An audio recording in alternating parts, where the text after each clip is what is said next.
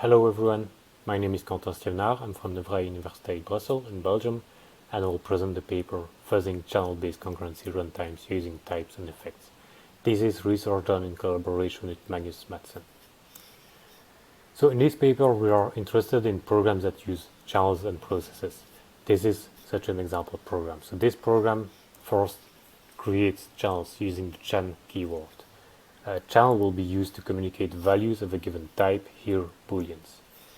Then we create multiple processes using the spawn keyword. Newly created processes will execute concurrently with the main process. In these cases, in each process we send a value over a channel. So this is done using this left arrow operator, where the channel goes on the left and the message to send here through goes on the right. This is a blocking operation that will wait until somebody is ready to receive the value we are sending before progressing further. To receive a value, we also use the left arrow operator, this time with the channel on the right. This is also a blocking operation that cannot progress until somebody sends a message. So what this program does is that it creates 3 channels, creates 3 processes, where each process sends a value over one of the channels we have created, and then receives a value from each of these channels on the main process. We can complicate it a bit further, and we can introduce the select keyword. So select is comprised of multiple cases, and each case is comprised of a head and a body. So the head is a channel operation, here receives. So this case can apply if we can receive a value from channel 2, and the select statement will pick a case non-deterministically depending on which cases can apply. For example, if a message is ready to be received on C2, we can apply this case, but we can also apply that one, and it will pick one of them non-deterministically. And the last case can be applied if a value is ready to be received on C1. If values are ready on both C1 and C2, it will pick any of these 3 cases. Then it will execute the body of the case. So here it will receive C1 and then C3. In the second case, if that case is picked, then it will do the same, receive from C1 and then from C3, using again a select statement where both branches are the same. In the last case, we receive from C1, then C2 and then C3. So this program looks a bit strange, but that's because it has been automatically generated. I will come back to that later. So this program is perfectly fine. We send one message over each channel, and we receive one message from each channel, no matter which case we pick. However, if you run this program using Flix 050, the program deadlocks. This is not an issue with the program, which is perfectly correct, but it is an implementation mistake in the implementation of channels and processes in Flix. So this is actually a problem. So what we see here is that implementing concurrency libraries correctly is something difficult, and that's particularly the case when you have channels and the select statement. What we propose in this paper is that channel-based concurrency libraries can be automatically exercised through fuzzing, and our solution to do that fuzzing is to generate terminating programs. So how would you fuzz a language? So this is a general approach to do that.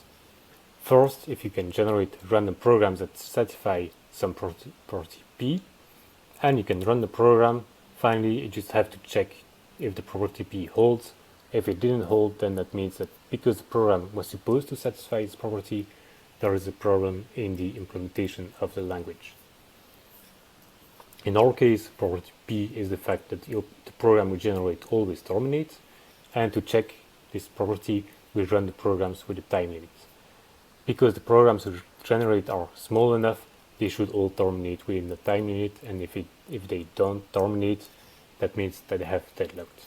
It can also be the case that the program crashes, and again, that is not supposed to be the case, so that's probably a bug in the implementation of the language. So how do we generate random programs? We could try to generate random strings, but probably most of these strings won't pass the parsing phase. We can then instead to try to generate random grammar elements, and that's grammar-based fuzzing. So here we have a perfectly valid program in terms of the grammar of a language, but the program won't pass the type checking phase because for example, we are trying to apply a function which is not a function, that's an integer, so that cannot be the case. So using this technique won't solve our problem here. We can instead try to generate type correct programs. So given a type, for example an int, we can generate the following program. However, that program won't terminate because it's trying to receive from a channel where nobody is sending to. So this is not good enough in our case.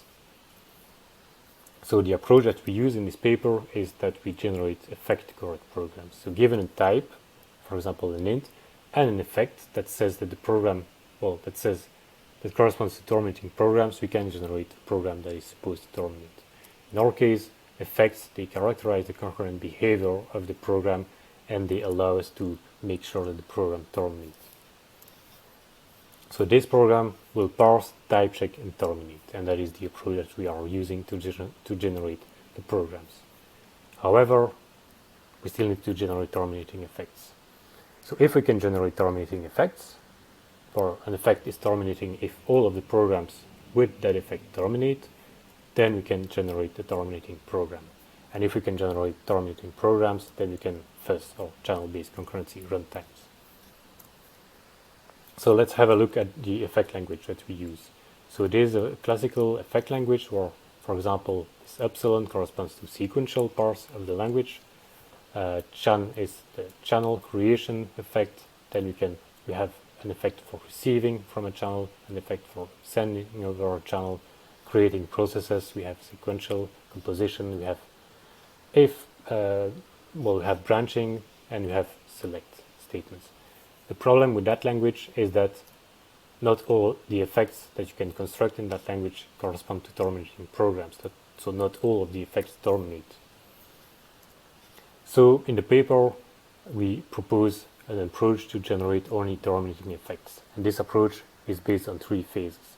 In the first phase, the generation phase, we generate terminating effects, and this is using a set of rules that is inspired by real-world concurrency patterns. These rules are designed to cause lock contention and therefore to increase our chances of finding actual implementation bugs.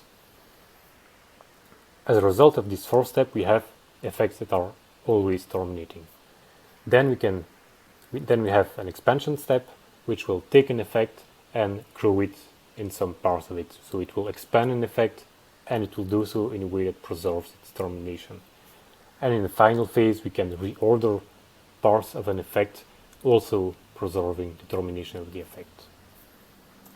So how do we find such rules? So for the generation rules, for example, we could have this as a rule, that if you create a process where you send a message in a channel and in the main process you receive a message from the same channel, then this is an effect that indeed terminates, but it's a bit too simple to have as a rule.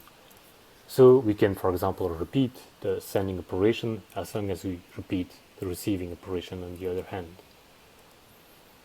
And so this is what we are doing here. So this complicates the effects a little bit. Then we can see that there's no reason why this process should send all the messages and this one should receive all of the messages. So we can generalize that. So here, for this phi, which is a send or receive, so a put or a get, on the other end we need its dual. So if this is a receive, this should be a send. This is a send, this should be a receive. And we can do this n times. And finally, we can grow this effect a bit by having these boxes which correspond to all other terminating effects, and overall this entire effect is terminating. So this is actually one of the rules that we include in our generation rules, and this rule can, for example, generate these programs. Note here that the programs we generate, they all use channels that have type chan of unit because you care about the communication behavior of the program, but not about the actual values that are sent. So there is only one of the rules. We have other rules in the paper. Now, once we have generated terminating effects, we can expand them using expansion rules. For example, such one rule would be to, given that effect, we can wrap it in both branches of an if statement. That is still a terminating effect. Another expansion rule is that we can replace message reception by a select statement where both cases are identical. Later on, we will be able to expand further, for example, in one of the branches. So there is an overview of some expansion rules. We have more rules described in the paper. Finally, the last step is to reorder parts of the effect.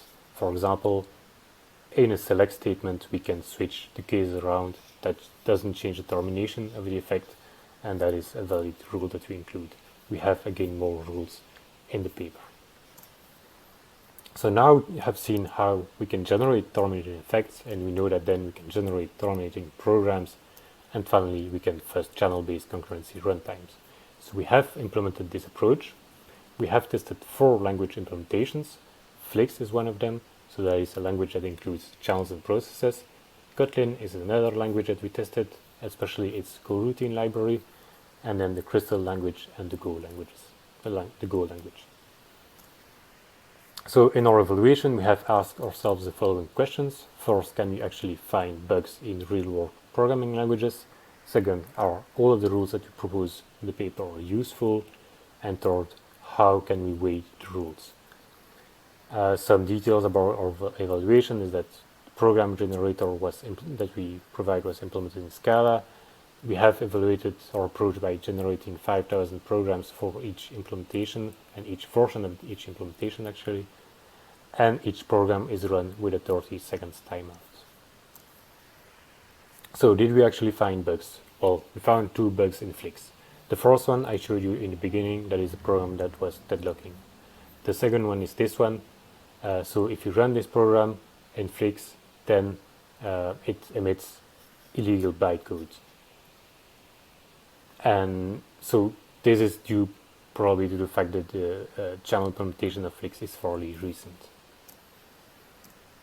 In Kotlin, we have found this program that results in a Stack Overflow exception. Interestingly, we have found a bug report talking about that bug, but there was no code sample to illustrate the bug report, so that would be a code sample. And this bug impacted 20 releases of Kotlin. In the Crystal language, we have been able to reproduce one bug that impacted 13 releases. And so if you run this program in some versions of Crystal, it will deadlock. Finally, we have looked at Go, but we haven't been able to find any bugs. And we looked at the implementation of channels in Go, and basically what we found is that this implementation hasn't changed much since its first release in 2009, and that probably means that it has been developed in-house and well tested before being released. So our second research question is about whether all of the rules are useful.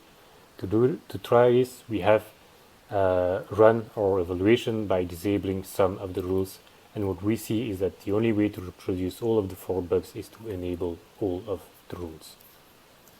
Finally, in the paper, we propose a different set of weights that increase the likeliness of finding the actual bugs. So to recap, we have seen that implementing concurrency libraries correctly is something that is difficult, and that's especially the case with channels and select. So we have seen this through a program that deadlocks. We propose in the paper a way to fuzz channel-based concurrency libraries by generating terminating programs. This is based on terminating effects. So if we have an effect language, we can generate a set of terminating effects from which we can generate terminating programs to fuzz the concurrency libraries. And we have implemented this and tested it on Flix, Kotlin, Crystal, and Go, and we have discovered 2 new bugs in Flix, reproduced 1 existing bug in Kotlin and 1 in Crystal. And I thank you for your attention and will be happy to answer any of your questions.